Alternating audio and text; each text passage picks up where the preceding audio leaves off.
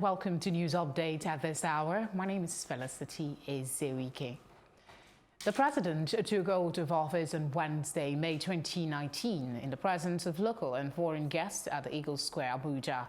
The president in his oath pledged to be fair to all Nigerians and to serve, preserve, protect and defend the Federal Republic of Nigeria. He swore to be fair to all manner of people. According to law, without fear or favor, without fear or favor, affection or ill will, that I will not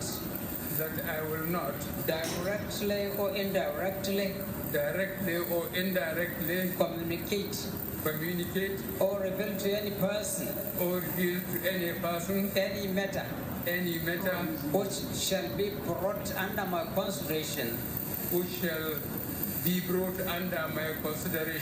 shall become known to me, as President of the Federal Republic of Nigeria, except as may be required, for due discharge, of my duties as President. So help me God. We're now joined by Ahmed Abass, a legal practitioner who will share his thought on Nigeria's 20 years of democracy. Thank you very much for coming on the news. Thank you.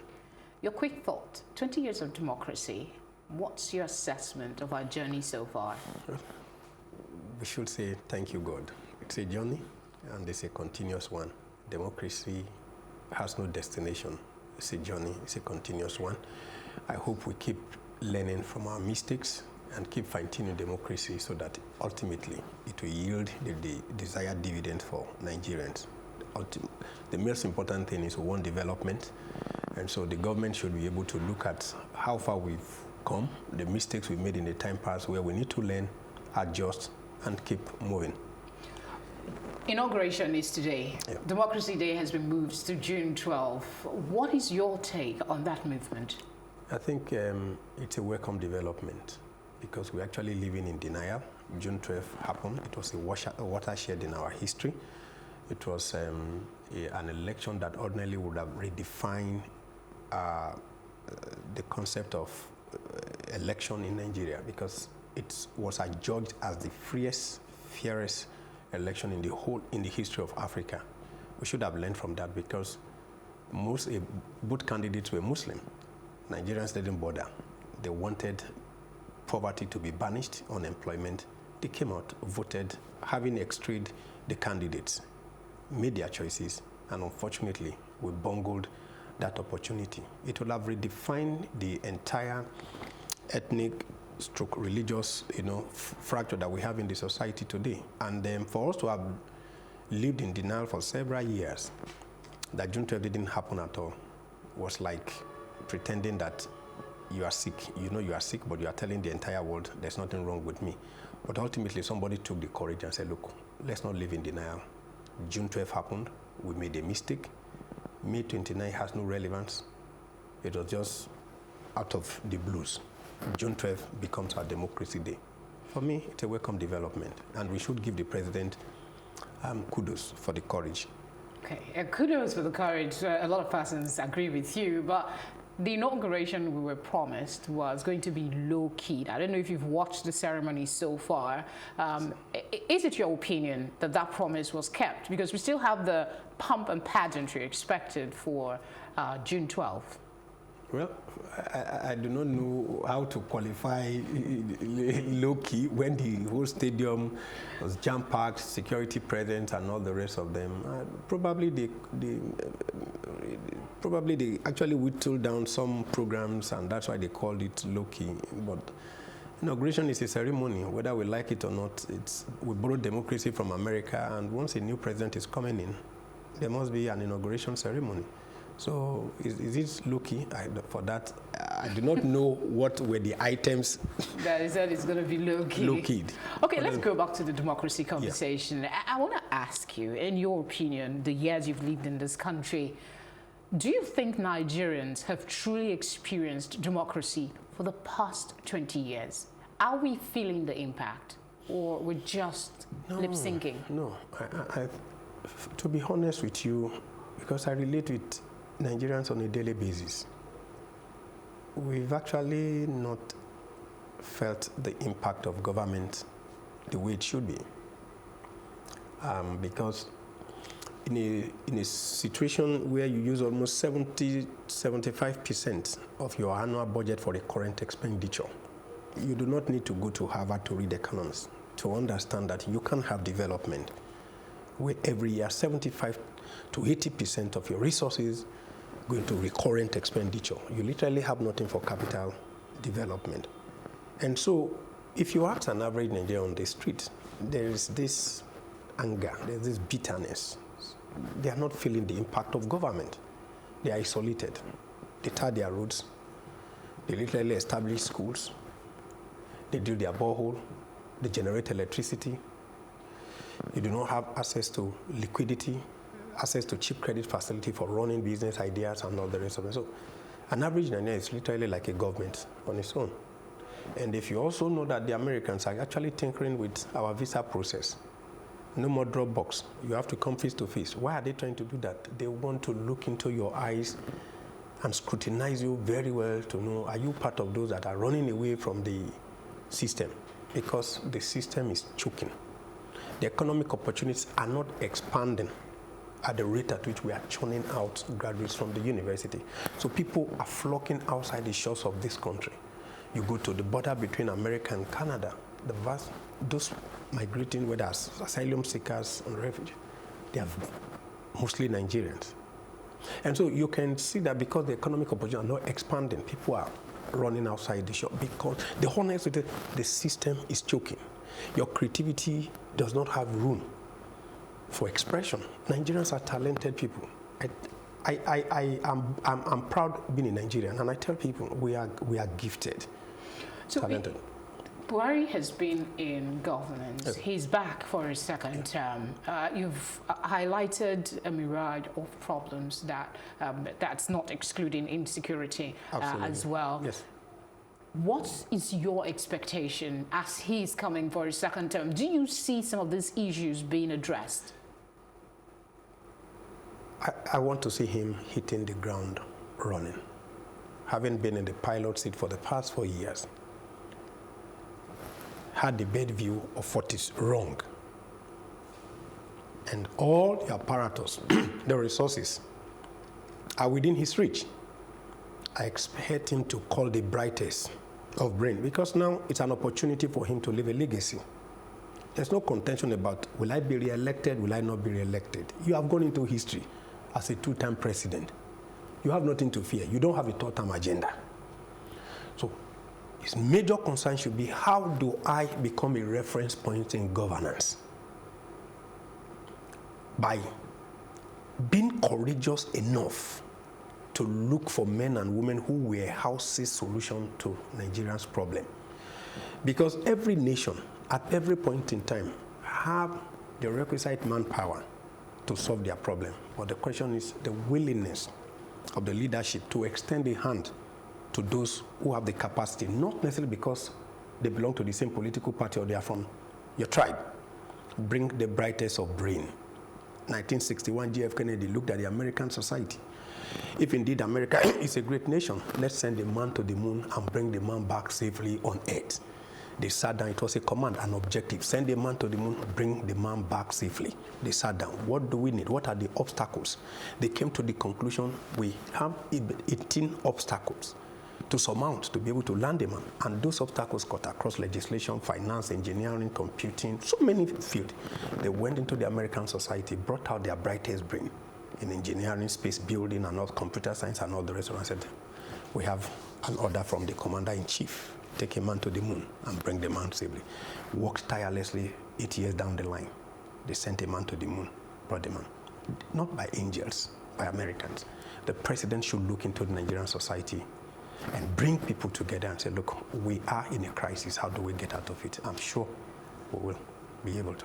Everybody's optimistic. I sure hope that we'll see something different this time around. But before I let you go, I want you to share your thought on the issue of cabinet. The last time it took over 6 months for him to pick those people that will be ministers and, office holders. What do you see this time around? He's been close-lipped about it. He's been asked severally by the media who is going to return, who are the new people that you're going to infuse. What are your expectations as per cabinet members for this second term?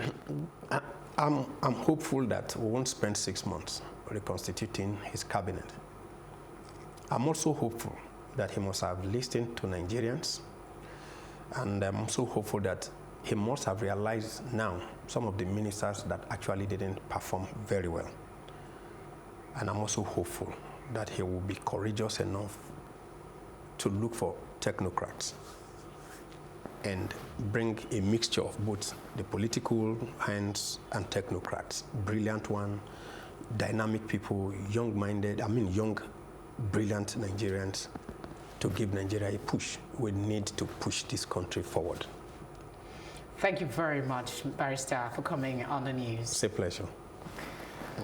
Right, we continue with the stories making the rounds now. Of former President Dr. Goodluck Jonathan on Wednesday hinted that democracy remains an incubator for great ideas, visions, development and hope.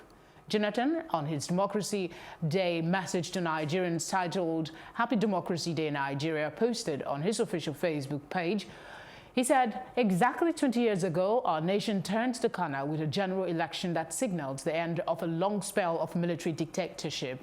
With that came promise of good governance, equity and justice under the ambience of leadership driven by the will of the people. Our celebration of democracy is therefore a mark of our commitment to the virtues of liberty, justice and the people's freedom of daily engagement, to daily engage government on how best to achieve our national goals. Jonathan, who stated that democracy has come to stay in the country, advised Nigerians to stay in the creed and virtues of justice, equity and love, which makes democracy a solid ground of freedom, good governance, peace and hope. Now, as President Muhammad Buhari is inaugurated for his second term in office on Wednesday, the Socio-Economic Rights and Accountability Project, SERAP, has tasked him to ensure compliance with the rule of law. In an open letter to the President, SERAP urged him to publicly commit to making every day of your stay in Aso Rock a rule of law day by ensuring that every segment of our government's daily operations is lawful and rule of law compliant for the sake of fairness, justice, your legacy and the success of your anti-corruption agenda, which has remained stuck in limbo. The organization told Buhari in the letter dated May 29 and signed by SERAP Deputy Director Kolawole Oluwadare that the results of the rule of law in Buhari's government for the past 4 years are uniquely damaging to his government's fight against corruption and to the country. Now, still with us in the studio is legal practitioner Barrister Abass. Thank you very much for staying. Thank you. This is a comment on Buhari's administration, the assessment of rule of law in Buhari's administration. That is theirs. What is yours?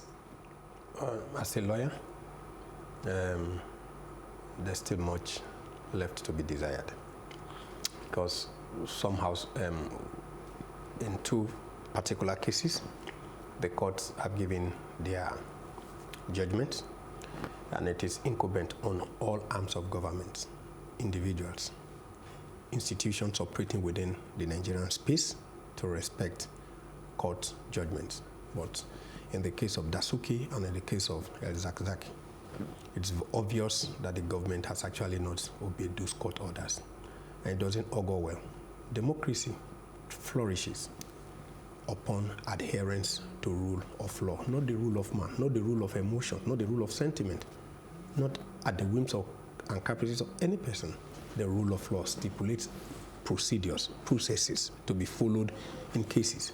When the governmental responsibilities divided into three, compartmentalized: executive, legislature, and the judiciary. The legislative arm makes law. The executive executes, implements. Once there's a dispute in the society, the judiciary remains the arbiter. You come before the court to tell the court your own side of the story, and the court gives the other side an opportunity. And at that time, the court makes a rule, a judgment. In civilized clime, once the court makes a pronouncement, everybody complies. Everybody. But in this administration, they haven't.